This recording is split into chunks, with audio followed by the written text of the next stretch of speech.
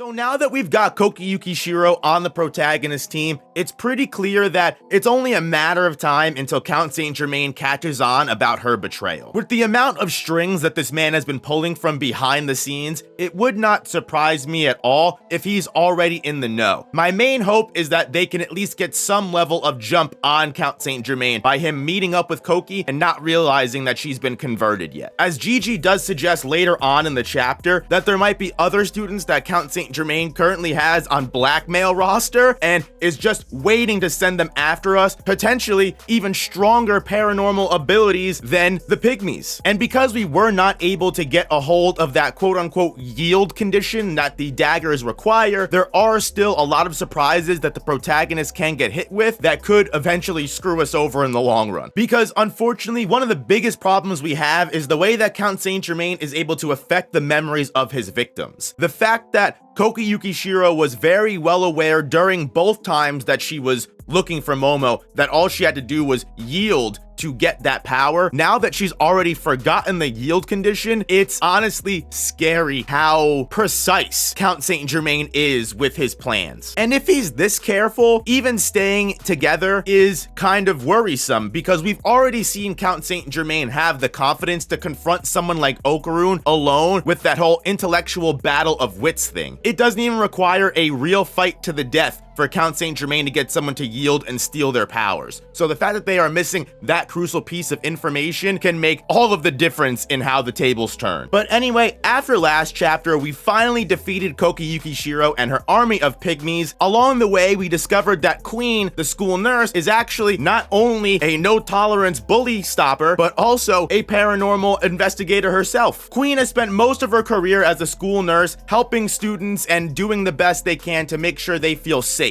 Sometimes that did also require her to take part in supernatural events or exorcisms or just being with a student when they were going through a dark supernatural time. Because of this and the amount of exposure that Queen has had to all of these different paranormal activities, she has now awakened the ability to see paranormal entities and be a supernatural person herself. We now have two new friends that are going to be very crucial in keeping us safe from this power-stealing man that is Count Saint Germain. Something that does at least help us figure out what's going on is the fact that Count Saint Germain is actually able to bestow powers using these daggers as well. Previously, we knew that he was able to steal things like the fairy tale cards powers and give them to himself. Now we know for sure that just because Count Saint Germain steals a power does not mean that it is lost for good. They can be retrieved. So even if Count Saint Germain is able to steal something like Ira's acrobatic silky or Gigi's evil eye, we can still get it back in a critical moment of a fight if we can get a hold of these daggers. Speaking of given powers, the power of the pygmies is something that Kokiyuki Shiro, after investigating her and interrogating her a little bit more, we find out she actually cannot stand this new supernatural power that she has been given. Which, I mean,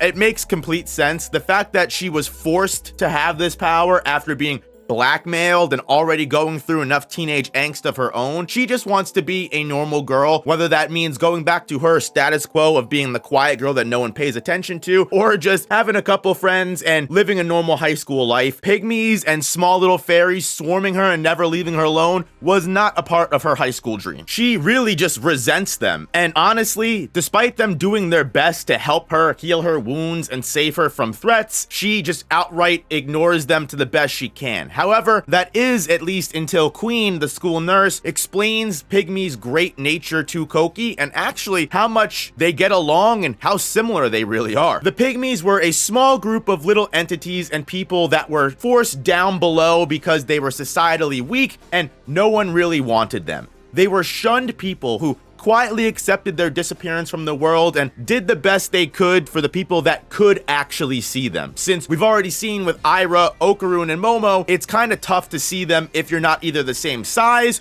or if you aren't aware of their paranormal existence, because average ordinary people are so distracted by things like smartphones, just society in general, electronics, that they've lost the ability to see mythological little fairies such as the Pygmies. And because of this, they can honestly understand Koki Yukishiro's loneliness and terrible feelings of no one wanting her more than anybody else. The Pygmies don't just support Koki because she can see them. They support her because they genuinely understand and empathize with her situation. According to Queen, the school nurse, Pygmies are known to actually be good luck. It's why the student that she reached out to, because apparently Pygmies are a supernatural entity that Queen, the nurse, has seen multiple times before. She's even helped a student in her past specifically deal with the little old men that the Pygmies are. After discovering all of this information and finding out that they were good luck, conveniently enough, that student immediately lost the ability to see the Pygmies and they were never seen again. Now, if I was a betting man, I would say that probably had a lot to do with Count Saint Germain stealing the power of the Pygmies, and that's probably how he got them in order to give them to Koki. So despite Koki constantly rejecting them, it makes sense now, and she realizes that if this is the power that she's stuck with, she might as well accept them, especially if they're the only people that can get along. One thing that I did want to touch on as well was Okarune's reaction to Koki just really wishing that she could be a normal girl and not want to have anything to do with this paranormal shit, because Okarune kind of had the same life before all of this. I mean, he was a nerd who just enjoyed reading about aliens, and then the next day, he's lost his cock and balls. If anybody can understand the sadness and terrible situation that someone gets put in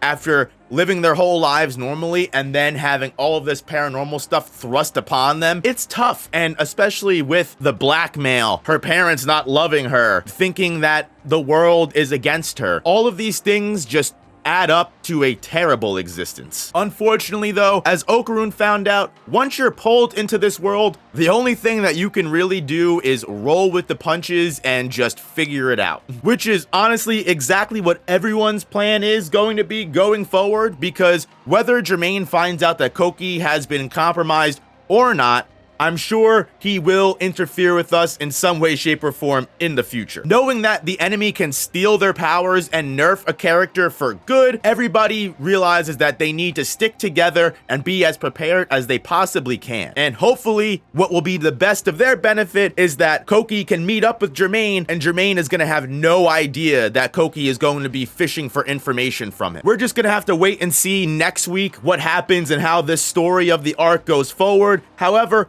one thing that I did want to touch on that I think is very clever symbolism and foreshadowing is the interaction that Ira and Koki Yukishiro have together in this chapter. I think it's clear there's going to be some level of development on both of their halves, as their past connection with the piano competition that a lot of you guys were able to pick up on when we saw Koki's flashback and we did see someone that looked like Ira in it, fully confirmed that these are two old rivals, and Ira is actually the catalyst for why Koki stopped and gave up on her dreams of playing piano in the first place. So with Ira being present and Koki potentially being a new member of our team and fighting alongside us, this might be the best way for Koki to overcome her fears and angst and understand who she is as a true self. Because it turns out that Koki was a prodigy, one of the most talented people playing piano at her age, until she lost one time by Ira. Ira lost and said, you know what? I'm going to do my best and practice and get better than this girl.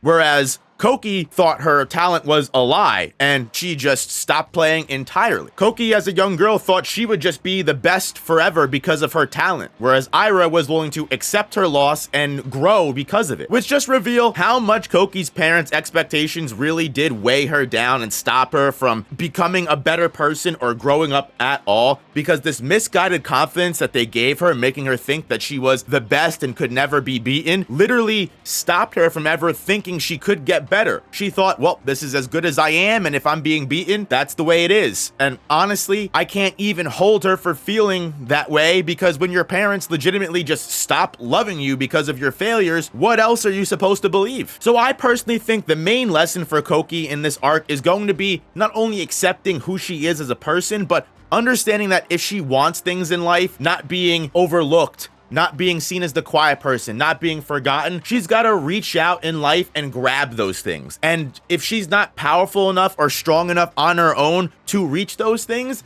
then she has to do the self-improvement and do the work to be able to reach it. As Ira says herself, those who constantly worry and speak about talent are usually the ones that don't have much of it, and once it's gone, have nothing else to fall back on. But the truth is, Koko's skills as a pianist and just her abilities as a human being in general haven't disappeared. They haven't gone anywhere. She's just neglected them. It's time to water them and let them grow and bloom, which I choose to see as another reference towards Count Saint Germain, who again is a villain who prides themselves on stealing powers and, from what we've seen of the fairy tale card, using them even better than their original host. So it could foreshadow the possibility that despite Count Saint Germain acquiring all of these different superpowers and wielding them on such a high level, without the experience and time it takes to truly hone and master these abilities, he may never win against someone who has actually taken the extra time and put in the work. But as of right now, that's just a small little theory and dissection based off this small interaction between two characters who have